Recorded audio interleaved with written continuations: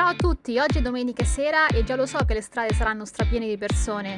Dopo le 5 del pomeriggio la strada principale di Myeongdong si riempie di bancarelle di street food e tantissimi turisti, ma anche coreani, preferiscono cenare con qualcosa di veloce e non costoso piuttosto che andare al ristorante.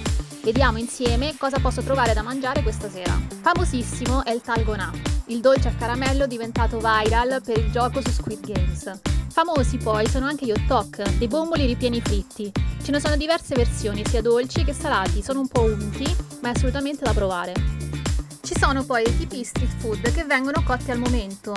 Gli asiatici amano i prodotti freschi cotti al momento, ma onestamente questi tipi di street food non li consiglio. Specialmente in estate, per le strade, c'è il rischio che i prodotti come carne o pesce fresco non vengano mantenuti correttamente e invece che godervi la vacanza rischiate di prendermi il mal di pancia per tutto il tempo. Quindi assicuratevi che la carne o il pesce siano cotti correttamente prima di mangiarli. Sono le 7 di sera e le strade si stanno strariempendo di gente. È meglio se vi sbrigo, va? Ed eccolo, il Pumboppang. Sono delle paste a forma di pesce, ripieni di pasta di fagioli dolci o di crema, deliziosi.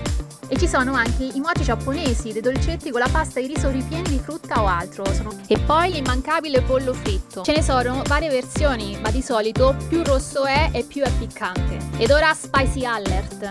Questi sono gli odeng, dei tortini di pesce su uno stecco cotti nel brodo rosso. E dietro ci sono i famigerati tteokbokki, gli gnocchi di riso nella salsa rosso lava.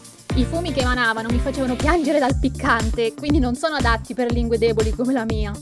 Ci sono tantissime bancherelle piene di cibo, ma cosa compro stasera per cena? Ah, il dolce ripieno a forma di 10 won coreani, è ripieno di formaggio e non è piccante, è da provare. No, c'è anche le crepe, fammi andar via prima che le compro. Ed eccolo, un altro snack tipico coreano da strada, i Kyeranpang. Sono delle tortine con dentro l'uovo cotto che rimangono dolci e a me piacciono un sacco, ne compro sempre un paio.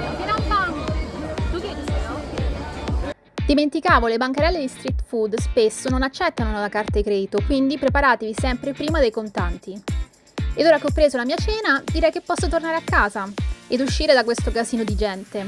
Al prossimo giro, ciao!